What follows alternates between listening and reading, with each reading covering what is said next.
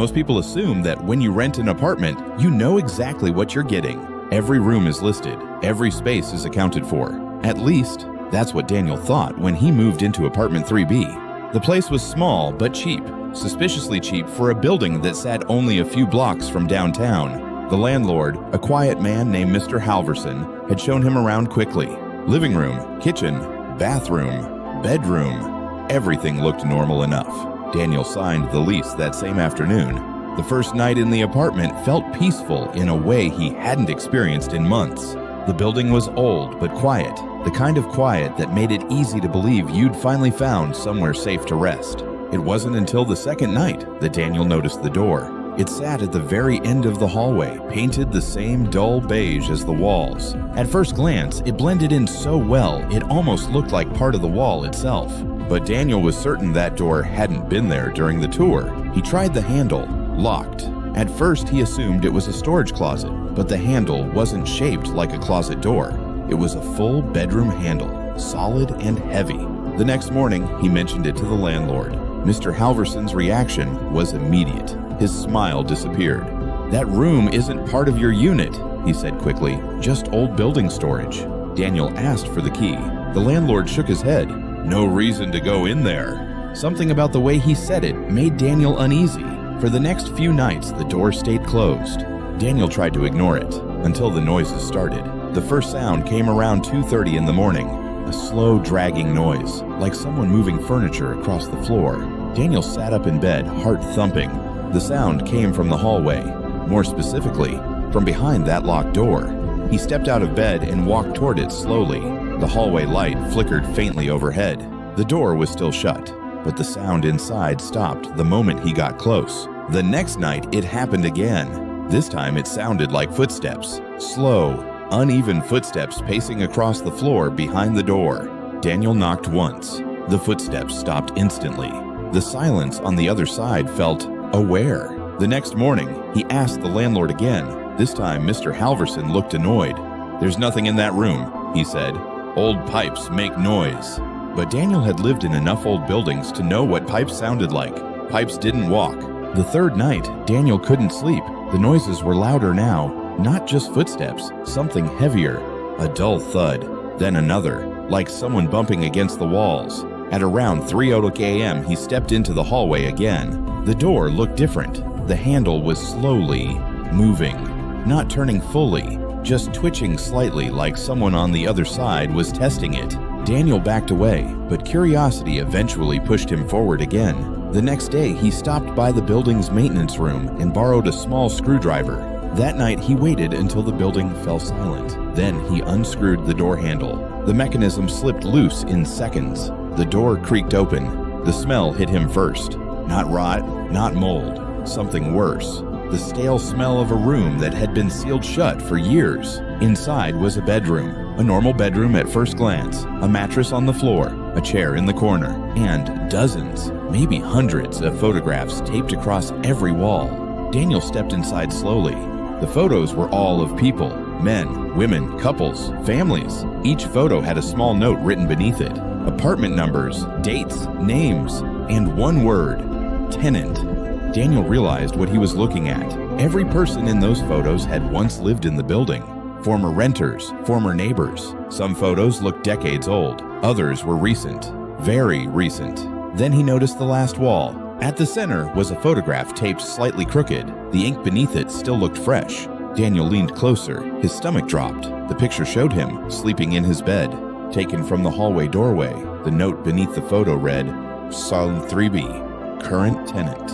A second line had been written underneath, in darker ink. Ready. Behind him, the hallway floor creaked.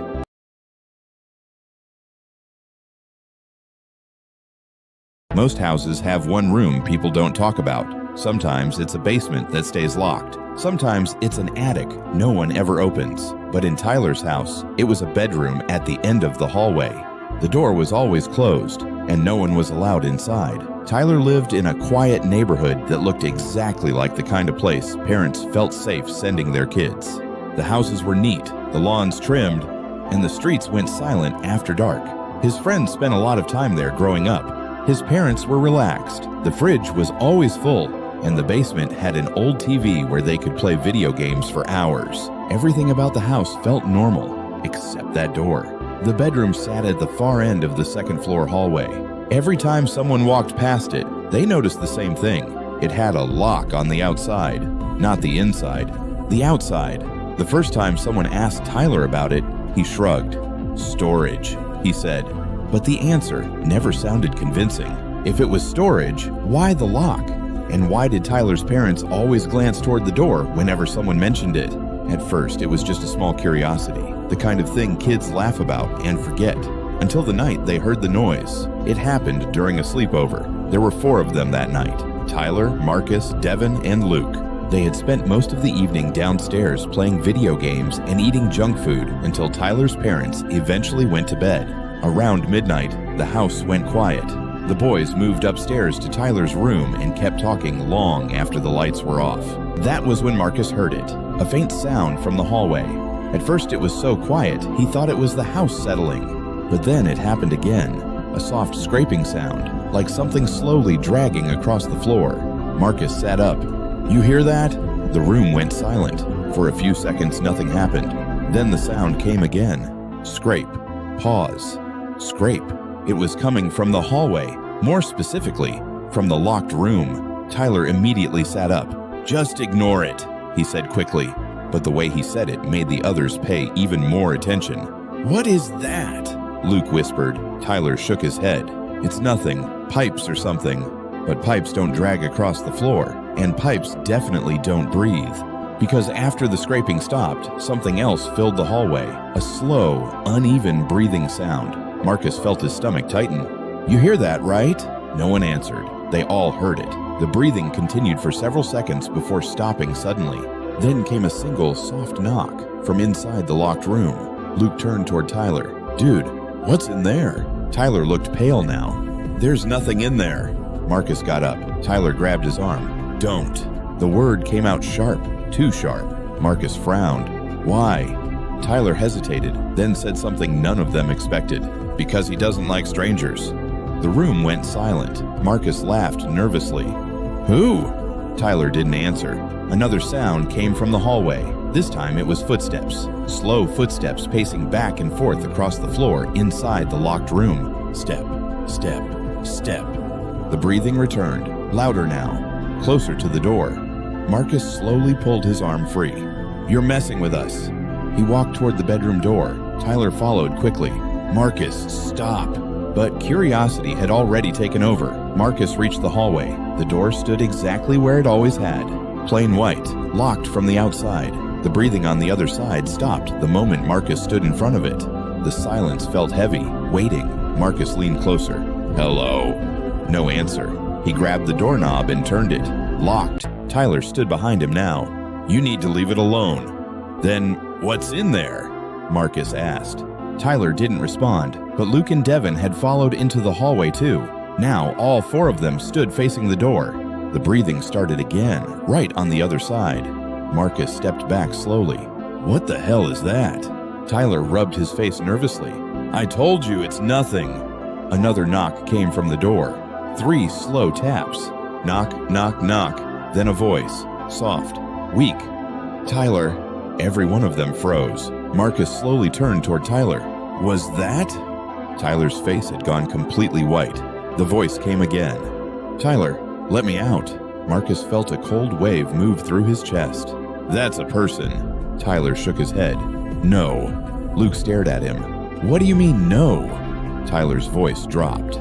"That's not a person." Another knock hit the door, harder this time. "Tyler." Marcus stepped toward the door again. "If someone's in there, we need to open it." Tyler grabbed his arm again. "Don't." But this time, Marcus pulled away. He grabbed the small key hanging on the wall beside the door. None of them had ever noticed it before. Marcus slid it into the lock. Tyler's voice shook. "You don't understand." The key turned. Click. Marcus slowly pushed the door open. The smell hit them first. Not decay, not mold, just a stale, heavy air like the room had been closed for a very long time. The room itself looked almost normal. A single bed, a small desk, blank walls, and someone sitting on the bed. A boy, about Tyler's age, pale skin, thin arms, dark circles under his eyes. The boy slowly looked up at them. His face broke into a small smile. "Finally," he said quietly. Marcus turned toward Tyler. "Why was he locked in there?" Tyler didn't answer. The boy on the bed stood slowly. He looked exactly like Tyler. The same face, the same eyes, except something about his expression felt wrong, too wide, too eager. Marcus felt his stomach drop. Tyler finally spoke. "That's my brother." Luke frowned. "You have a brother?" Tyler nodded slowly. "Had." Marcus looked between them. "What does that mean?" Tyler's voice trembled. "He died." The boy in the room laughed softly. "Not exactly." Marcus stepped back. "What?" Tyler looked at the floor. "He started changing after he got sick." The boy slowly walked toward the door now, each step slow and careful.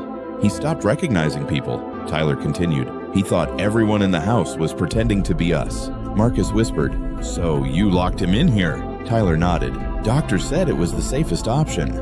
The boy reached the doorway. Now he stood inches away from them. His smile stretched wider.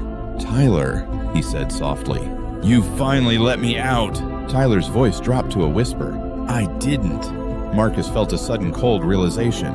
The boy turned his head slowly, looking at each of them one by one. Then he said something that made Tyler's blood drain from his face. "You shouldn't have invited strangers into the house."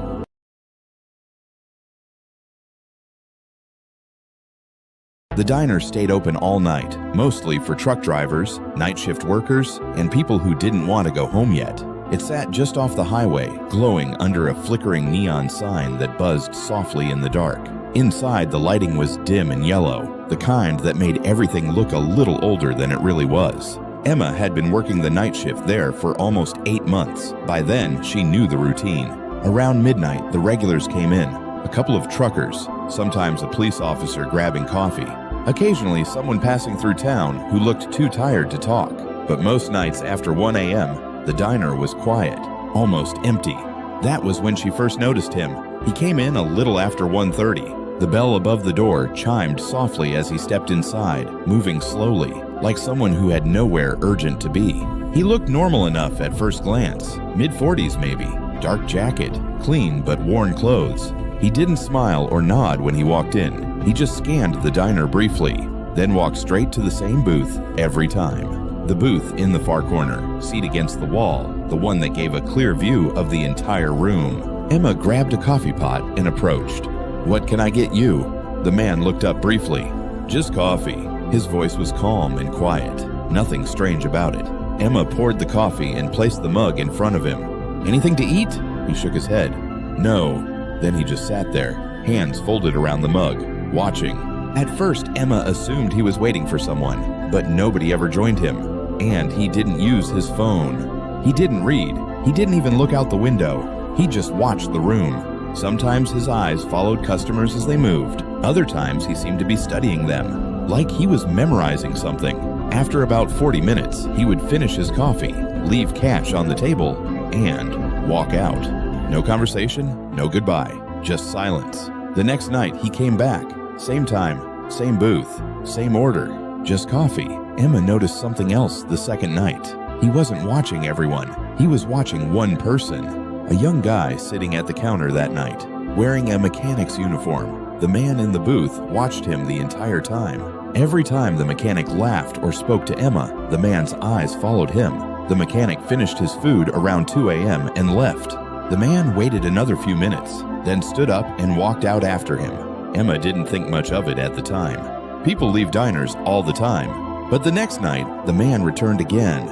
Same booth, same coffee. This time he watched a different person, a woman traveling alone, typing on her laptop while she ate. The man never took his eyes off her, not once. Emma started to feel uneasy. She mentioned it to the cook.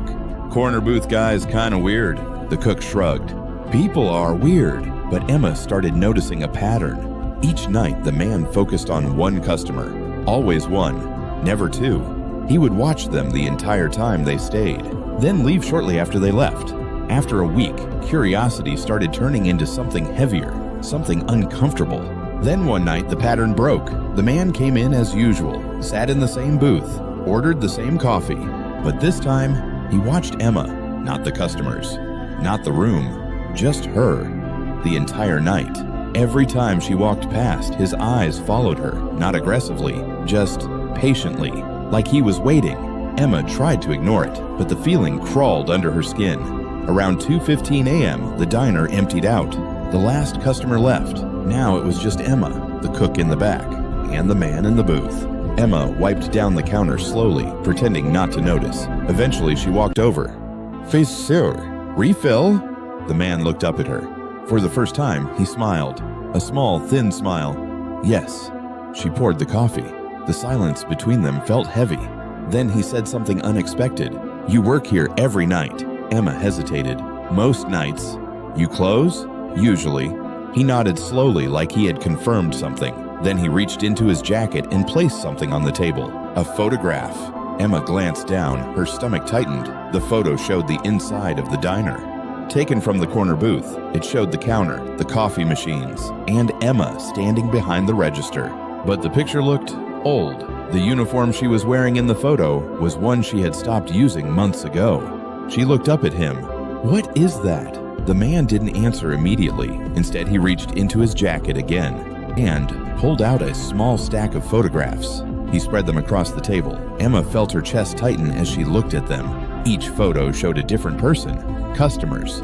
People who had sat in the diner over the past week. The mechanic. The woman with the laptop. A truck driver. Several others. Under each photo was a handwritten date. Next to each date was a word.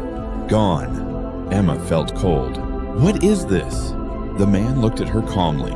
"I come here every night," he said quietly. His voice was almost gentle. "I watch people." Emma took a step back. "Why?" He studied her face carefully before answering. "Because someone else does too." Emma frowned. "What?" The man leaned forward slightly. "You ever notice how some people disappear?" Emma didn't respond. "Missing persons, runaways, people who vanish after being seen somewhere." He tapped one of the photographs. "The mechanic." Another photo. "The woman with the laptop." Emma felt her heart start pounding. "What are you talking about?" The man looked toward the diner windows briefly, then back at her. "I follow them." Emma's voice dropped. "Why would you do that?" He held her gaze. "To see who takes them." The words hung in the air. Emma felt a slow chill spread through her chest. "Did you find out?" The man nodded once. "Yes." Emma swallowed. "Who?" For the first time, the man's eyes moved away from her. They drifted slowly toward the kitchen doorway behind the counter, where the cook had been working all night. Emma's stomach dropped. The man spoke softly. "He leaves around 3. Emma turned slightly toward the kitchen. The cook was still inside, standing still, watching them, holding a large kitchen knife. The man in the booth stood up slowly. His chair scraped against the floor. Emma whispered, "You knew?" The man nodded once. "I've been waiting for the right night." Emma looked back at the photos on the table. Every person he had watched, every person who had left the diner, and never come back. Her voice trembled. "Why tonight?" The man picked up the photograph of her. "The one taken months ago, because tonight," he said quietly. "You were the one he chose."